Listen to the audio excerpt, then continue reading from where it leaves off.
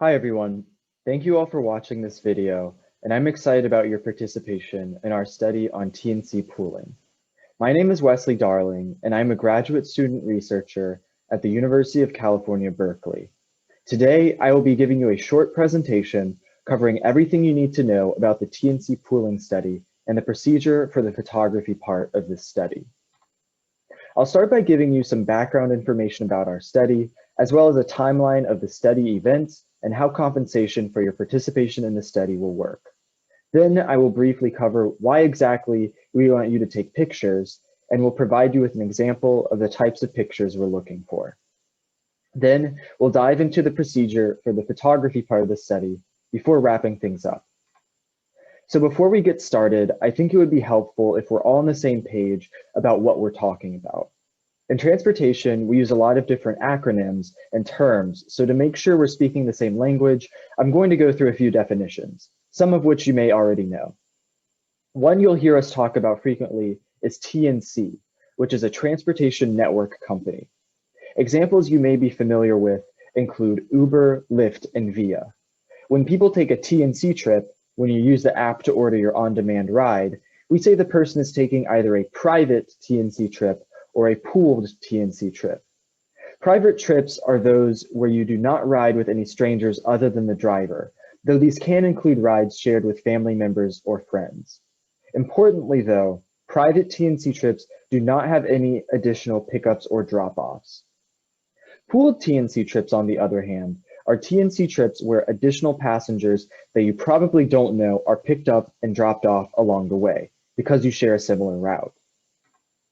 Now, these pooled TNC trips can be broken down even further into direct and indirect trips. Direct trips are essentially door-to-door service, where you're picked up and dropped off directly at the origin and destination points that you put into the app. Examples of direct pooled trips include the normal Uber Pool and Lyft shared options in the apps. Indirect trips are corner-to-corner service, where you put your origin and destination into the app, but the app asks you to walk a short ways, usually 5 to 8 minutes, away from your selected origin or destination to a pickup location determined by the app. This is done to reduce the amount of doubling back the driver has to do and can sometimes make trips faster. Examples of indirect pooled trips are the Uber Express Pool and Lyft Shared Saver options in the app. Via Van is also indirect pooling if you've ever used this service. Now that we're all on the same page, let me tell you a little more about our study. This study is being conducted by the Transportation Sustainability Research Center at the University of California, Berkeley, and is funded by the National Institute for Congestion Reduction. The purpose of this study is to investigate what affects a person's decision to choose the pooled option or not when they take a TNC trip, and our goal is to use this knowledge to develop some policy strategies that can help make more people choose to select the pooled option and increase the overall number of pooled TNC trips. Okay, now for the timeline of the study. Starting now, you will have until Friday, April 2nd to visit up to 3 pickup locations, take pictures at each location, and upload those pictures with captions to share with our research team. All 3 trips should be able to be completed in under an hour total. Then you'll engage in a 1.5-hour focus group to discuss your photos and past experiences with TNCs with several other study participants.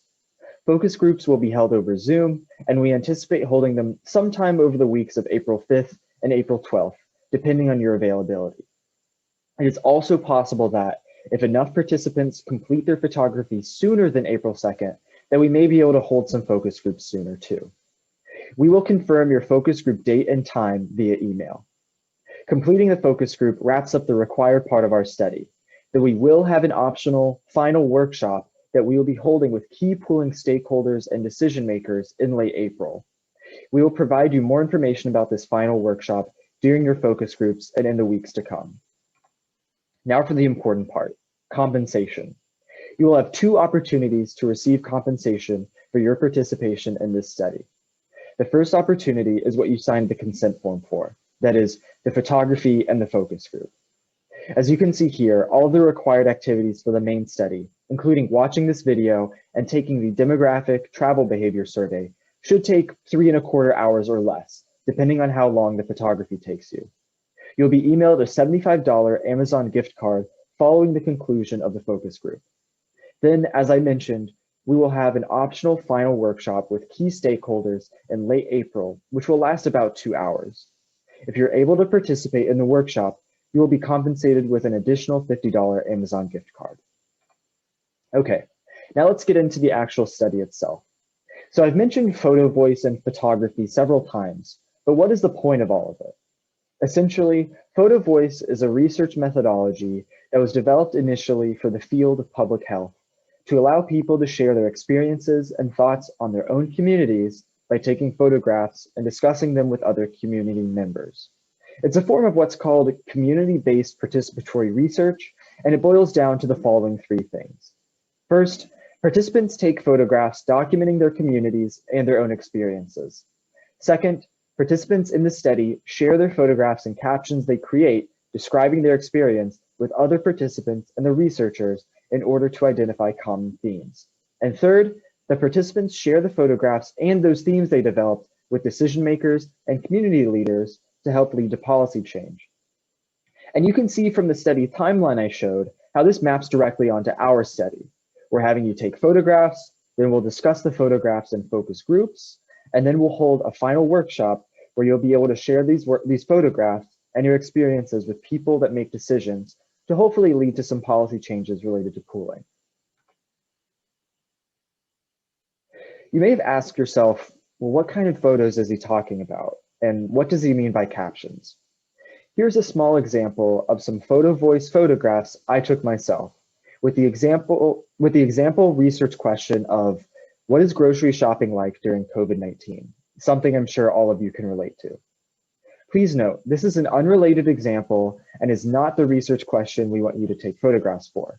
This is just to show you an example of the types of photographs we're looking for and what we're looking for when it comes to captions. As you can see, the photos clearly identify an object or item that, from the caption, is clearly impacting my shopping experience.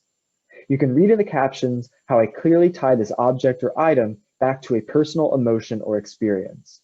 You can also see that each caption is about 1 to 2 sentences long. That's the length of caption we'll be looking for the photos you take.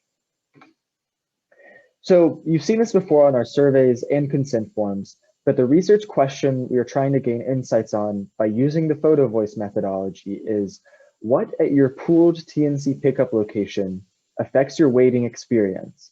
And how would this impact your decision to select the pooled option in the future? And remember, this is what affects you both negatively and positively. We just want to know what role the pickup location plays in the decision-making process for whether you select the private or pooled option when you take a TNC trip. And you're going to help us answer this question by taking pictures at potential pooled TNC pickup locations. So what you'll need for the photography procedure is, you'll need a smartphone or a cell phone with a camera and internet upload capabilities. This is what you'll be taking and uploading your photos with. You'll need a face mask because unfortunately we are still in the COVID-19 pandemic and you will be going outside to take photos. You'll need a notepad and a pen or some other way to take notes of what you're photographing. This could be the Notes app on your phone or even the voice recorder app. This is really for you to be able to remember why you took certain photographs in the moment, which will help you develop captions in the future. So whatever medium is easiest for you. And then this is optional, but if you prefer to upload your photos and captions using the computer, you'll need a computer. But again, you can use your smartphone to upload your photos. This is really only if you prefer to type out your captions using a keyboard. That option is there for you. The photography procedure breaks down into these 4 steps, which I'll be going through in detail in the slides to come. These steps are trip selection, photography, captioning, and then uploading your photos and captions. First, you'll get to select where you would like to take photography. You'll have a few different types of places to choose from, which I'll cover in a second. And you'll be asked to travel to each location whenever it is convenient for you, take pictures at the location, and then return home to review the photos, create captions, and upload the pictures. Of the 3 locations, you'll visit a mix of both direct and indirect pooled trip pickup locations.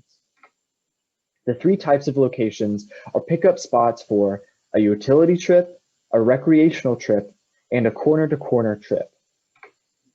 Utility pooled trips are the trips you take to run an errand or as part of your commute.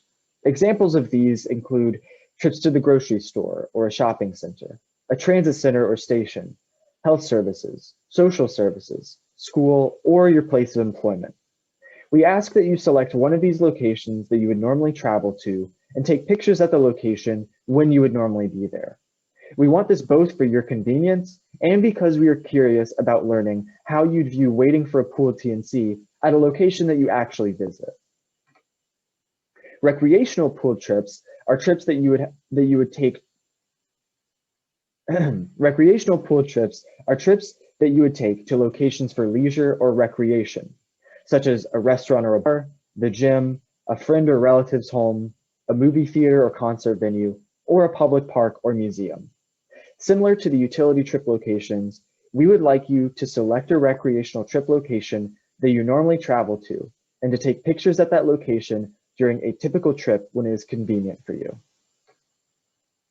As I mentioned earlier, typical indirect or corner-to-corner pooled TNC trips will ask you to walk a short ways to a nearby street corner to wait for your pickup. The third potential pickup location we would like you to take pictures of is your nearest street corner, but you'll have two options for this. The first option is, if you feel safe doing so, please walk to your nearest street corner that connects the street you live on to a street with through traffic, and imagine this for your pooled TNC pickup location.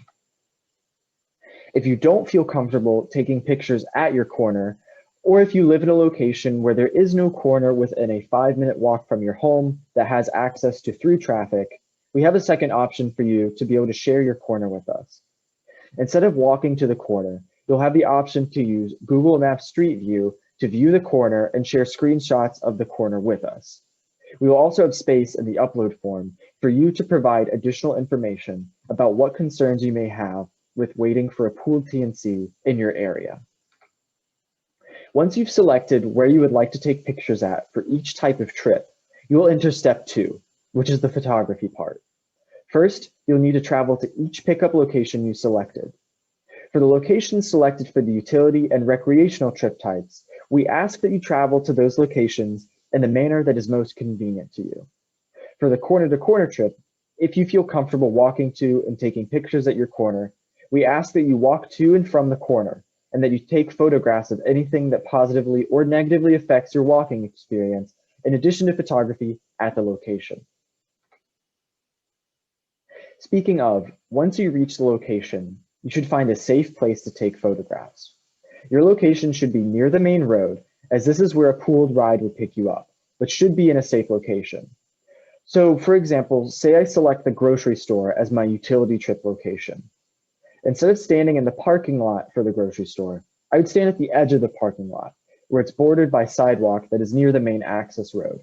This is because, again, pooled rides try to minimize the amount of doubling back, so standing at the main access road would save the driver from having to enter the parking lot and then exit it after picking you up.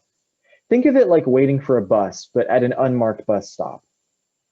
We will also ask that you please do not block the sidewalk while you wait. And if there are any shelters at your location, especially if you're at a transit center or station, please feel free to take pictures at or under the shelter. Once you're at your location, begin to imagine that that is where you have been asked to wait for a pooled TNC to pick you up. Look around at your surroundings. What at your location would positively or negatively impact your waiting experience? How would these things impact your decision to pool from this location in the future? Take photographs of anything that affects your experience, and after taking the photo, briefly jot down in your notepad or on your notes app what you took a picture of and why you took the picture. Please consider shelter, lighting, wayfinding, accessibility, safety, and convenience at and around the pickup location. We ask that you take a minimum of 5 photos per location. You'll be able to upload up to 8, but please feel free to take as many as you would like, which you can then select from before uploading.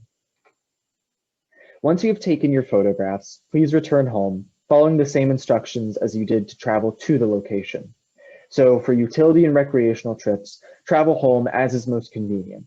And for the corner-to-corner trip, if you took pictures at the corner, please walk home and take pictures of anything affecting your walk back.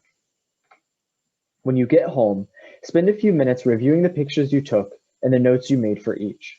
From all the pictures you took, select between 5 and 8 pictures that best capture what would affect your experience waiting at each pickup location. Now, using your computer or smartphone, whichever you decide to upload the pictures from, click on the photograph upload link, which will be provided to you. This will take you to the photograph and caption upload form. Please note that if you choose to upload photographs using your computer, you will need to transfer them from your smartphone to the computer prior to uploading. Once you have the form pulled up on your device, you'll be asked to provide some brief information about the location, like the cross streets near the location, the time you visited the location, and if you had any companions with you. On the next page of the form, you'll be asked to select the first photo that you want to upload. Then, in the space in the form provided, we ask that you create a 1 to 2 sentence caption for the photograph you selected. Your caption should mention what the photograph is of, why you took the picture, and most importantly, how it affects your experience waiting at the pickup spot. Once you've created a caption, you can move on to the next page of the form where you'll be asked to upload your next photo and provide a caption for it. Remember, we are looking for a minimum of 5 thoughtful photographs and captions per photography location. Once you've submitted all photos and captions, you'll go to the final page of the form and press the big blue Submit button. You must press the Submit button in order to send in the photos and captions. You will receive an email to confirm your submission. Our research team will also receive a notification once you've submitted your photos and captions. Lastly, we ask that you submit photos and captions from each location separately, so you'll need to fill the form out 3 times. When you do your photography at the pickup locations, we do have a few rules that we ask you to follow. First, please do not take any photographs of any other person, even if that person is your companion or friend. It can be really challenging to get consent photography like that, so we ask that you please just do not take pictures with people in them. Now, if a person is positively or negatively affecting your experience at the location, we want to make sure you're able to share that with us. So instead of taking a picture of that person, though, take a picture of something else nearby that is not a person, and just make a note of this in your notepad, and then be sure to clarify it in your caption for the photo.